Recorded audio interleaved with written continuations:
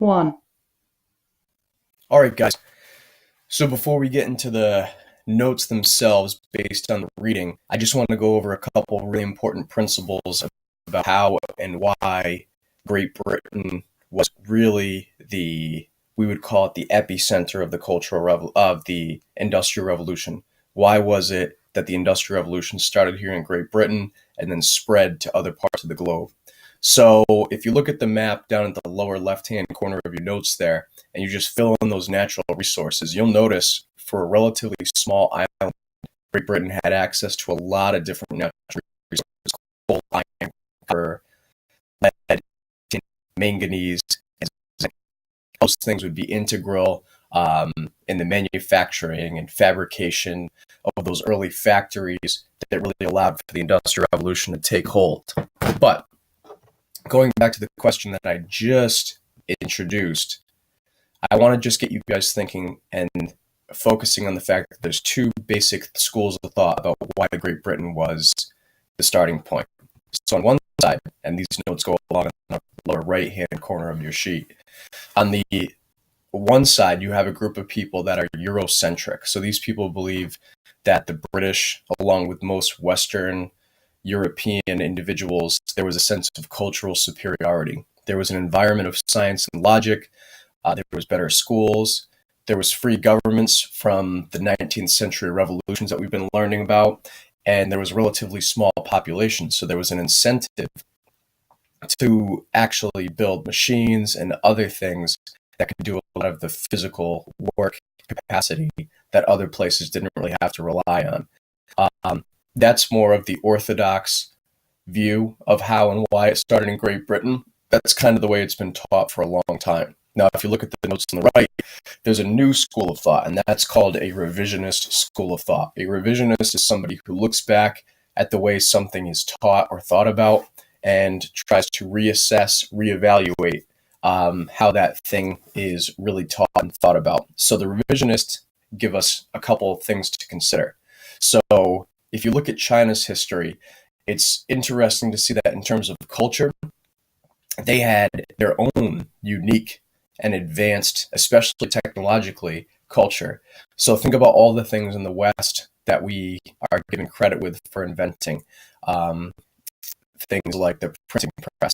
The Chinese almost certainly had their own version of a printing press around at the same time, if not earlier, than Germany did.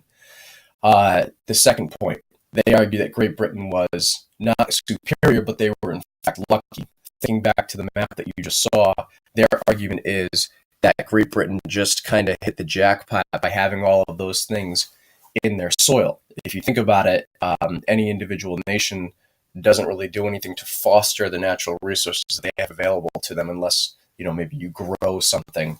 But all of those things that we just looked at, clearly the British didn't grow them. And then finally, the last point that the revisionists make is that Great Britain had the highest wages in the world. So if you think about incentive, if you have to pay people a lot of money, there is a huge incentive to make machines and eventually robots, if you think about it in modern terms, to do those jobs, because it might be expensive to design and research and develop those things. But once you get them off the ground, you're not having to pay for a salary or a wage or a pension for that matter for an individual. You just pay the upfront cost, and then eventually the idea is it'll hopefully pay for itself. So these are the two ultimate schools hub,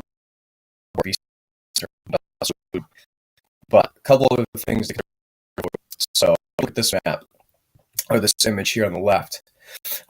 This is a satellite or aerial vision of a farming community. You can see what's happening here is that's actually the irrigation system that is allowing those fields to look like that. So it kind of looks pretty cool from a couple thousand feet in the sky. So in Great Britain, there was a movement called the Enclosure Movement, which was the main thing that led to the agricultural revolution, which if you're going to understand the industrial revolution, you have to understand the agricultural revolution. So what the enclosure movement allowed people to do was to produce better crops. They had yields of those crops, and they were sustainable.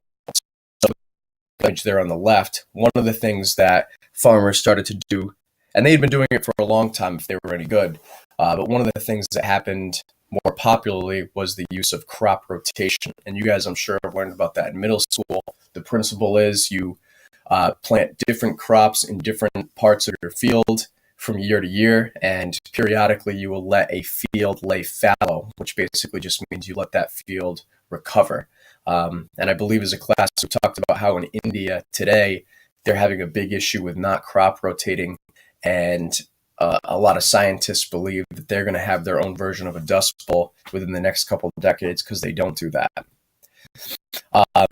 So we will go over in a class how the steam engine works, but the steam engine was a huge predecessor to the Industrial Revolution. It allowed for transportation, manufacturing, and other inventions in the arenas to really get built upon. So textile work is going to be the main thing that really allowed industrialists to get their feet wet in terms of how to build and use machines to take over work for individuals. So if you look at the woven material, the way that your clothes are put together right now, I'm talking right now, look down at your shirt sleeve, and you look at the woven pattern, imagine if you had to do that by hand. It would take forever. So early industrialists figured out a way to use a weaving machine like the one in front of you, the Flying Shuttle, and I'll show you guys a couple of videos in class that will demonstrate just how those machines kind of made that work much quicker. So the other thing that was important was the growth of railroads. Railroads metaphorically made the world smaller. You could travel from one place to the other where it would previously have taken days. Now you could do it in hours. That's going to allow for faster communication, more consumerism, because you can get things from other parts of Great Britain and then eventually, of course, the world. All of that stuff, like I said, metaphorically makes the world smaller. And the other really big thing to consider is that before the Industrial Revolution, about 80% of all humans really, really focused on agriculture. They needed to for the ability to survive. And if you look at that in terms of Americans, in 2017, according to census data, less than 1% of Americans consider themselves to be full-time farmers.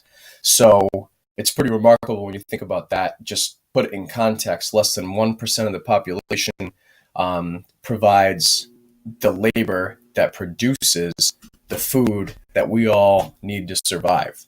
So that gives the rest of the population a lot more time to do other things and to develop new technologies and, work in other fields, so on and so forth. So it's a pretty remarkable transition. If you look at that mechanical part in the right-hand corner, the other thing to consider is that guy sitting up in that machine probably isn't even operating it. They usually have humans in those things, but the machine itself operates on GPS technology. It's like a giant Roomba. Runs across the field, harvests the grain or the wheat or whatever, and then the human is just there to make sure if anything goes wrong, he can take over. All right, but there's going to be some problems. So industrialization, of course, is going to lead to over-urbanization. Look how packed these cities are, and of course, pollution. And the other thing to consider, and we're going to talk about the social impact in terms of